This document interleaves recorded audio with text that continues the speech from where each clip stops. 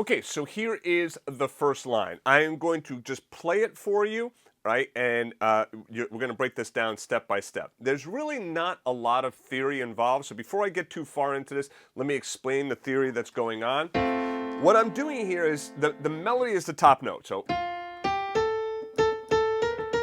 right, that would be your melody, that top note. And all I'm doing is I'm voicing chords below that melody. Notice I have my F chord, and then I go to the C chord, F chord, B flat, back to the F. But the reality is this. Pardon the interruption, this is just one part of the Little Drummer Boy lesson. We will release all parts on our YouTube channel, so be sure to take a look.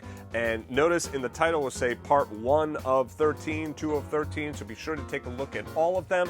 Please go ahead and subscribe to the channel, like the video, leave your comments. If you'd like to get the resources, the sheet music, the backing tracks, you could sign up for a full membership at JAZZEDGE.academy.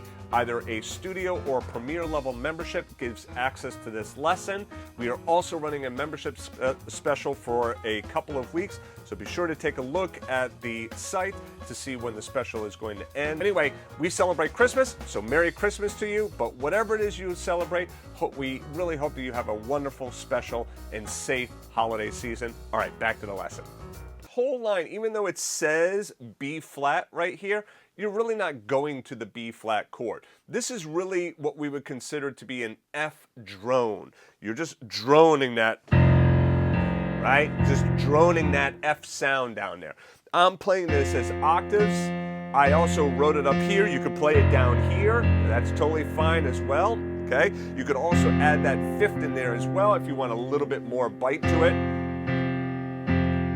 Notice how it's written. It's written as half note, then half note.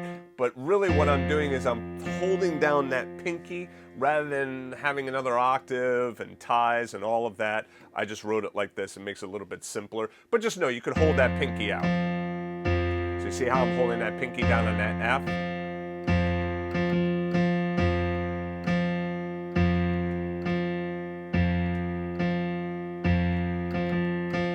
Right? So now, before I break it down, and play it for you, let me explain that right hand just real quickly. Because you might wonder, because I know I did, what chords do you put to this? So all right, great, I understand it. That's my melody. So now what chords am I putting underneath it? Well, remember, we're in the key of F.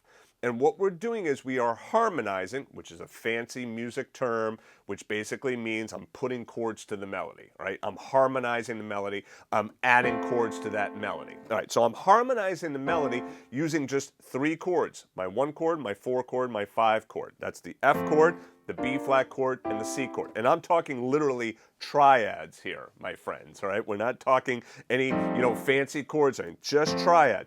But we're talking inversions, okay? So you're going to make sure you know your inversions of your chords. So there's F major triad, first inversion. Then I go, why do I go to the C? Well, because I got a G right here. That G makes sense to play the C chord underneath it. Then I go back to my F chord. When I go to the B flat, well, obviously I'm going to play my B flat chord. So a way of looking at this is, if you were to take your F major scale, I'm just going to talk theory just for 1 second, because I think you might find this useful, right? So if I were to take my F major scale and I were to put chords to each note of that F major scale, I could do something like this. F chord, I'm thinking the top note. I'm going to go right up the top note, okay? Right up that F major scale with my pinky. So pay attention to the pinky up here. There's the first note on my F major scale. What's the next note? The G. Well, now I want to find what triad has a G in it. Does the F triad have a G in it? Or the B flat triad have a G in it? Or the C triad?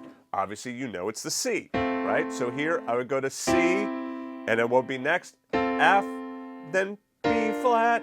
And when I get up to the C, I could go to C, or I could go back to F if I wanted to. So some of the notes can have more than one chord applied to them. Here, I'll go to the C anyway, because I like that sound. And then B flat, then back to C, and then to F. So what I did is I walked right up that F major scale, and I applied chords to each one of those notes of the scale. All right. So now the power of this is that when you have a song like this, which stays diatonic, it's just all within the major scale, that means that you can harmonize, put chords too, all of these melody notes using the F, B flat, or C major triads. So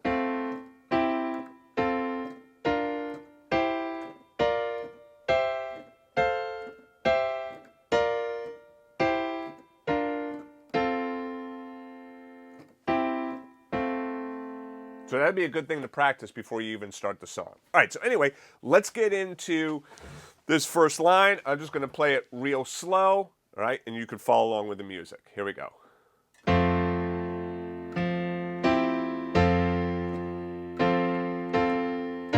Whoops, sorry, I'm not going to B flat there. I told you we're not going to B flat. Now, of course, you could go to B flat if you wanted to, but I'm not going to. Here we go again.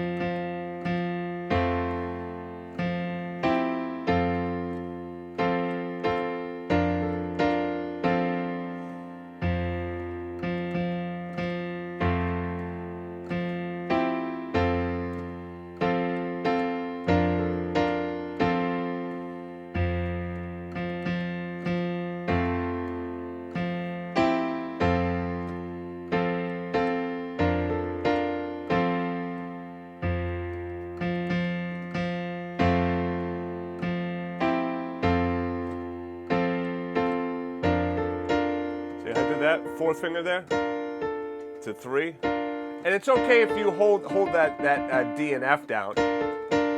That's fine. So you don't have to feel like you have to do this. You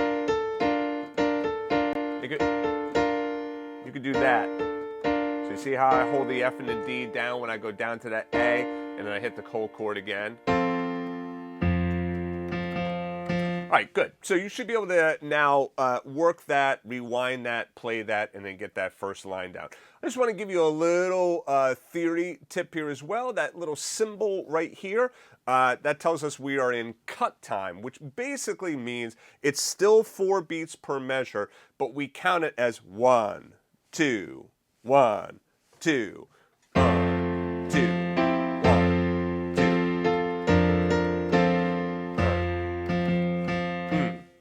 So the pulse of it is really this.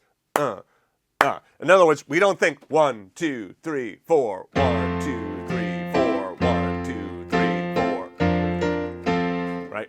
We're not thinking that. We're thinking boom, boom, boom, boom. So that's our pulse, cut time. All right? All right. So anyway, I will see you in the next chapter.